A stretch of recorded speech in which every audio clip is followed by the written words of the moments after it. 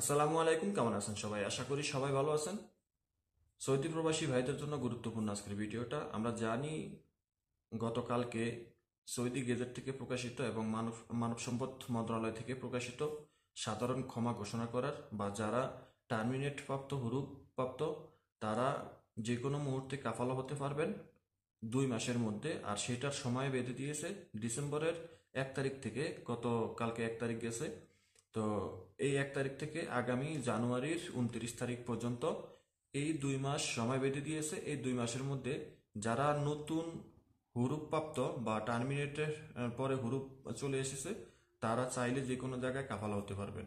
তো আজকের ভিডিওতে জানাবো যে কারা কারা কাফালা হতে পারবেন বা কারা কারা কাফালা হতে পারবেন না। আমাকে কমেন্টে অনেকেই প্রশ্ন করেন যে ভাই, এই সুযোগে আমি কাফালা হতে পারবো কিনা, আমার এই ফাইনাল এক্সিট এক্সপায়ার ছিল বা ফাইনাল এক্সিট রানিং আছে, এখনো আমি যাই নাই, আমি কি সেটাকে ক্যান্সেল করে কাফালা হতে পারবো কিনা। তো তাদের জন্য বলবো যে আপনার যদি ফাইনাল এক্সিট রানিং থাকে, যেমন আপনি 2 মাস সময় পেয়েছেন ফাইনাল এক্সিটের, এখনো যান নাই বা যাওয়ার এখনো সময় আছে, তো এখন আপনি চাইলে সেটা ক্যান্সেল করে কাফালা হতে পারবেন। সেটা হলো অন্য সিস্টেম, ঠিক আছে? সেটা তো আর আপনি এই টার্মিনেট বা হুরুপ্রাপ্ত না, আপনি বৈধ লোক ফাইনাল এক্সিট লাগিয়েছেন, আপনি কফিলের মাধ্যমে সেটা ক্যান্সেল করে আপনি কফিলের অনুমতি নিয়ে আপনি কাফাল হতে পারবেন। সেটার জন্য এই সাধারণ ক্ষমার কোনো প্রয়োজন নাই, ঠিক আছে?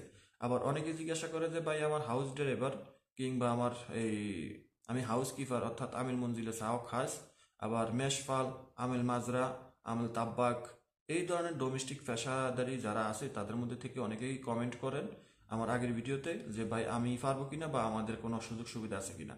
তাদের জন্য বলবো যে ডোমেস্টিক ওয়ার্কার যারা আছেন তারা হচ্ছেন একজন সৌদির পারিবারিক কর্মী বা পারিবারিক সদস্যও বলতে পারেন। আপনার যে কোনো খেদামাত আপনার কফিল ব্যতীত আপনি করতে পারবেন না, আপনার নিজের মন গড়াভাবে বা মনের ইচ্ছা অনুযায়ী আপনি করতে পারবেন না, ঠিক আছে? একজন মহাসাসার লোক যা করতে পারে আপনি তা করতে পারবেন না। আপনি যদি ছুটিতে যান কফিলের প্রয়োজন, ফাইনাল এক্সিট কফিলের প্রয়োজন, আপনি যদি মাইনাস চেঞ্জ করেন কফিলের প্রয়োজন, আপনি যেখানেই যান না কেন আপনার কফিলের প্রয়োজন আছে। কারণ আপনার কফিল আপনার গার্জিয়ান, ঠিক আছে? এবং আপনি তার পারিবারিক কর্মী এবং পারিবারিক সদস্যের মধ্যে পড়েন, যার কারণে ডোমেস্টিক ওয়ার্কাররা এই এই সাধারণ ক্ষমার আওতায় নেই বা এই তাদের জন্য এরকম ধরনের সুযোগ সুবিধা নেই, ঠিক আছে?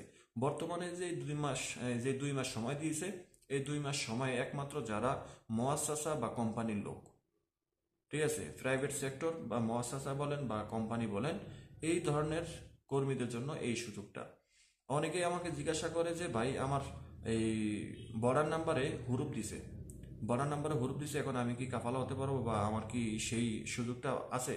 তাদের জন্য বলবো যে আপনার যদি বর্ডার নাম্বারে যদি হুরুপ দেওয়া থাকে, আপনি এই সুযোগের আওতায় নেই, আপনি পারবেন না, ঠিক আছে? চেষ্টা করে লাভ নাই, আপনি পারবেন না।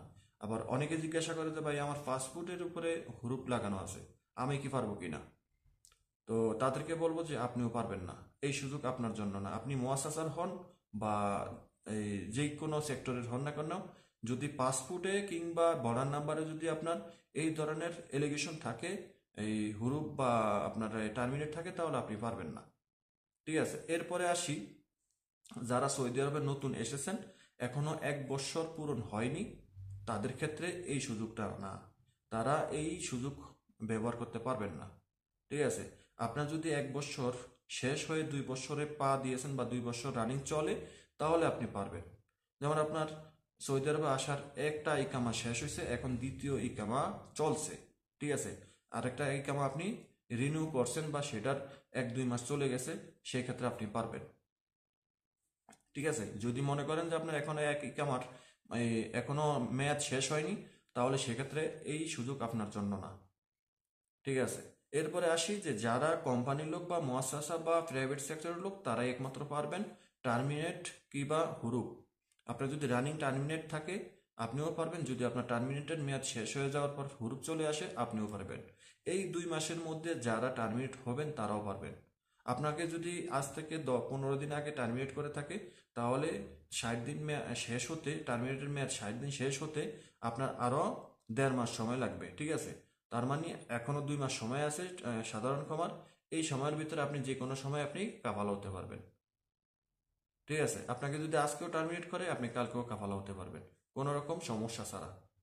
ঠিক আছে, আমরা জানি যে 25 অক্টোবর 2022-এর আগে যারা টার্মিনেট বা হুরুপপ্রাপ্ত ছিল, 25 অক্টোবর 2022-এর আগে তো টার্মিনেট ছিল না, হুরুপ ছিল। যারা হুরুপপ্রাপ্ত আছে তারা কোনো রকম শর্ত ছাড়াই কাফালা হয়ে যেতে পারে এবং তলব দিলে তাদের তলব অ্যাকসেপ্ট করার মতন পরিস্থিতি হয় কোনো রকম ঝামেলা ছাড়া। তাদের এই সিস্টেমটা চালু ছিল, এখনো আছে, আশা করি থাকবে। কিন্তু বর্তমানে যে সিস্টেমটা চালু করছে বা এই 2 মাসের জন্য যে এই সুযোগটা দিয়েছে, এটা শুধু নতুন যারা টার্মিনেট হুরুপপ্রাপ্ত তাদের জন্য। আশা করি বুঝতে পেরেছেন। এবার আসি যে আপনার এই হুরুপ কেটে বা হুরুপপ্রাপ্তরা কাফালা হতে আপনার কত খরচ হতে পারে। আপনার যদি প্রথম কাফালা হয়ে থাকে 2000 রিয়াল লাগবে, দ্বিতীয় কাফালা হলে 4000, তৃতীয় কাফালা হলে 6000। ঠিক আছে, এবং এখানে আপনার আরও কি কি অ্যাড হতে পারে, জাওয়াজাত ফি 650 রিয়াল, মুক্ত মামলের ফি 170 রিয়াল, এবং আপনার তামিনাত 300 থেকে 400-500 রিয়ালও আসতে পারে। তো 300-350 রিয়াল ধরে রাখেন। ঠিক আছে, তো আপনাকে হিসাব করতে হবে যে আপনার কাফালাটা কত নাম্বার, 2 নাম্বার নাকি 1 নাম্বার না 3 নাম্বার। যদি 1 নাম্বার হয় 2000 রিয়াল, 2 নাম্বার হলে 4000 রিয়াল, আর 3 নাম্বার হলে 6000 রিয়াল। আর এটার সাথে অ্যাড হবে আপনার ইকামা এক্সপায়ার হয়ে থাকলে সেখানে 500 বা 1000।